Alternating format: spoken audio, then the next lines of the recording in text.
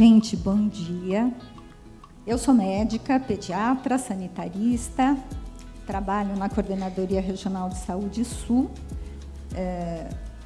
Na minha trajetória de trabalho dentro da prefeitura, eu já passei por vários momentos, desde assistência, na gestão, e atualmente eu faço parte da equipe de gestão de pessoas, no setor de desenvolvimento. Trabalho muito junto com a Escola Regional Sul. Como é que eu vim parar aqui, né, na frente de vocês? Porque, na realidade, quando a gente começou a ouvir falar desse tal de planejamento e que a Escola de Saúde Sul teria como obrigação ou responsabilidade divulgar o Plano Municipal de Saúde, que tinha sido gestado, né, por Asplan, em conjunto com a Secretaria Municipal de Saúde, as nossas supervisões, com as suas metas regionais e com a própria equipe de coordenadoria, começou a dar na gente uma inquietude, gente, que é o que nos move sempre para dar um passo para melhorar. Porque a gente ficou pensando, como é que nós vamos divulgar um plano que a gente ainda não se apropriou totalmente? Por isso, a partir do momento da divulgação do plano, a gente começou a pensar na importância da gente mergulhar com alguma profundidade e com crítica, inclusive, para o plano, para a gente se apropriar dele, para poder, então, passar a fazer uma divulgação que tivesse realmente concretude, né? Então, no primeiro momento do nosso trabalho, que, na verdade, vai culminar com uma estruturação de um grupo de planejamento regional da coordenadoria, nós montamos o que nós chamamos de um grupo condutor. Fizemos uma proposta, então, para o gabinete, da gente reunir algumas pessoas da assessoria, da escola, da vigilância, da coordenação de informação, para a gente poder olhar para esse plano. Isso foi a partir de dezembro de 2021. Então, a gente se debruçou naquele calhamaço, naquela profusão de metas, olhando uma por uma, né?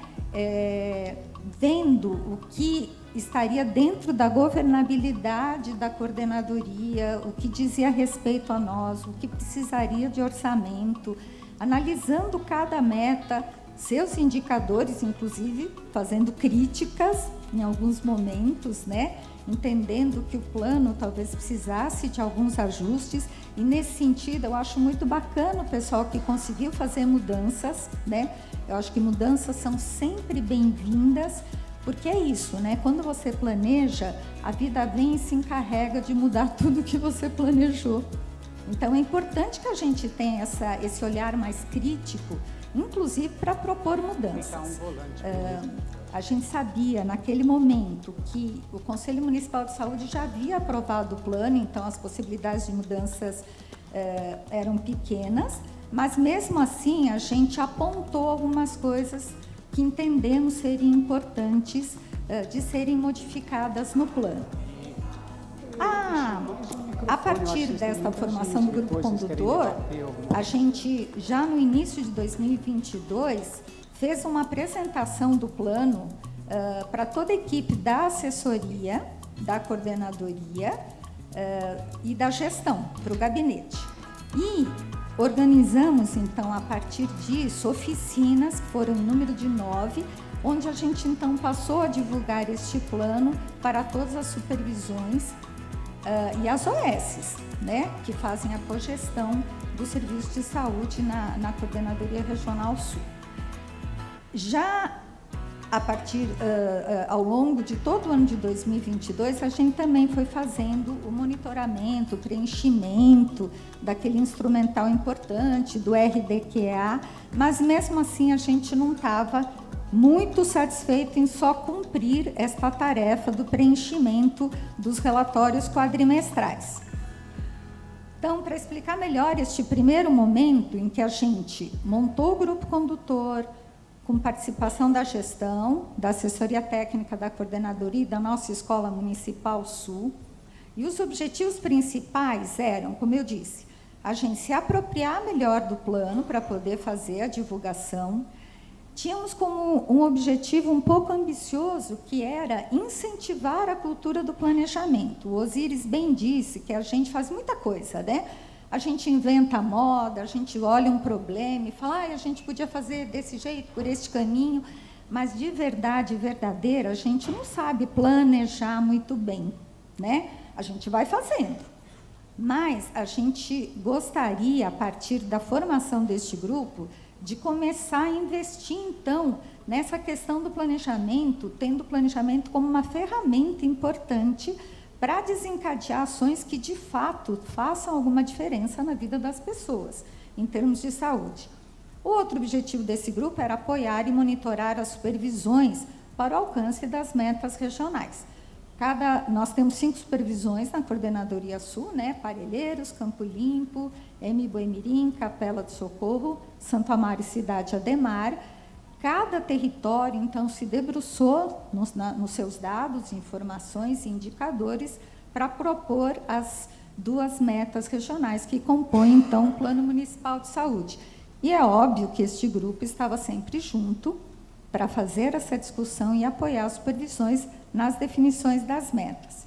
Além disso, claro que o grupo tinha como objetivo também estabelecer uma rotina de acompanhamento dos instrumentos de gestão propostos, então, desse instrumental proposto por Asplan.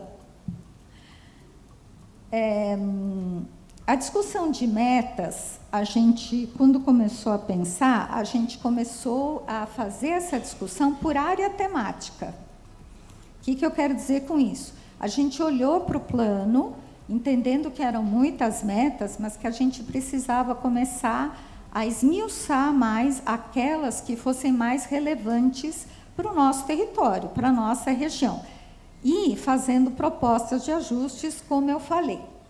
Usamos, então, os recursos disponíveis e necessários para a execução das ações propostas. Esta é uma discussão que eu também concordo com o pessoal da Norte, que a gente precisa se apropriar mais da questão orçamentária, porque eu saio propondo coisas que, de repente, eu não tenho uma previsão de recurso para executar.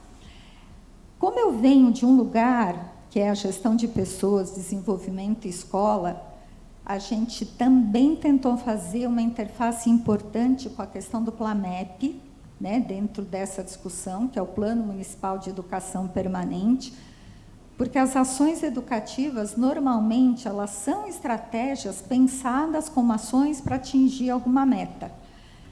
E a gente sabe que isso não é uma coisa mágica, nem tudo se resolve com treinamento, com curso, e eu saio capacitando uma porção de gente por aí, achando que assim eu vou atingir a meta. Então, a gente começou a entender que o PLAMEP também ele tinha que ser depurado um pouquinho a partir da compreensão do Plano Municipal de Saúde, não só das metas regionais, como do município como um todo. E, claro, usando sempre os instrumentos de gestão como ferramentas de apoio e de acompanhamento. O nosso segundo momento foi, a partir de dezembro, então, de 2022, a publicação dos nossos nominhos lá no Diário Oficial, quem é que fazia parte, então, do grupo de planejamento regional. E continuamos fazendo a nossa lição de casa, de acompanhamento, os RDQAs, aquelas planilhas que, vou falar uma coisa, não são fáceis da gente entender, né? Mas, enfim, a gente estava tocando. Aí, a partir de maio de 2023, depois de uma reunião de Asplan, onde a Asplan fez uma ligeira provocação para falar, mas o que é, afinal, que vocês estão fazendo em relação ao planejamento na Coordenadoria Sul? Isso esse puxão de orelha fez com que, de novo, aquela inquietude nossa, aquele incômodo aparecesse, e a gente, então, percebeu que precisava melhorar este grupo, que, num primeiro momento, se apropriou do plano para poder divulgá-lo com qualidade, mas que a gente precisava fazer mais. Tá? Claro que a gente tinha, num primeiro momento, a preocupação de acompanhar e monitorar as metas regionais, né, que cada uma das 5 supervisões havia proposto, Mas depois a gente também começou a entender que as outras metas contidas no plano diziam respeito a gente também, ou seja, cada território, cada coordenadoria, cada supervisão é responsável pelo atingimento de outras metas, não só daquelas propostas no nível regional. E aí começamos então a ampliar o grupo condutor, convidando outros atores, outros interlocutores das supervisões e mesmo das OSs para fazer a discussão então destas metas. Então, a gente incrementou o nosso grupo, ampliando, então, os componentes. Então, além da gestão, da assessoria técnica, dos supervisores e da escola, que era o grupo original, nós começamos, então, a incluir o pessoal, outras interlocuções, a vigilância, para poder realmente entender melhor cada meta e como elas poderiam ser atingidas. Montamos, então, e isso com o apoio do nosso gabinete, ao qual eu quero agradecer a Nádia, né, que está aqui representando o nosso coordenador, doutor Marcelo, porque a gente entendeu que a gente precisava fazer com que este grupo tivesse um espaço de discussões frequentes, periódicas e prioritárias dentro das nossas agendas. Foi aí que a gente montou, então, um cronograma de reuniões mensais, onde este grupo se reúne para poder abordar cada meta que a gente julgar mais importante ou mais relevante para a discussão. Então, esse segundo momento, ele passa a trazer uma consolidação deste grupo, tentando, de novo, consolidar esta cultura do planejamento, para a gente não sair de forma atabalhoada, fazendo mil coisas que a demanda, às vezes, traz como pressão. Também tem como objetivo apoiar e monitorar as supervisões para os seus resultados de metas regionais, mas também das metas municipais.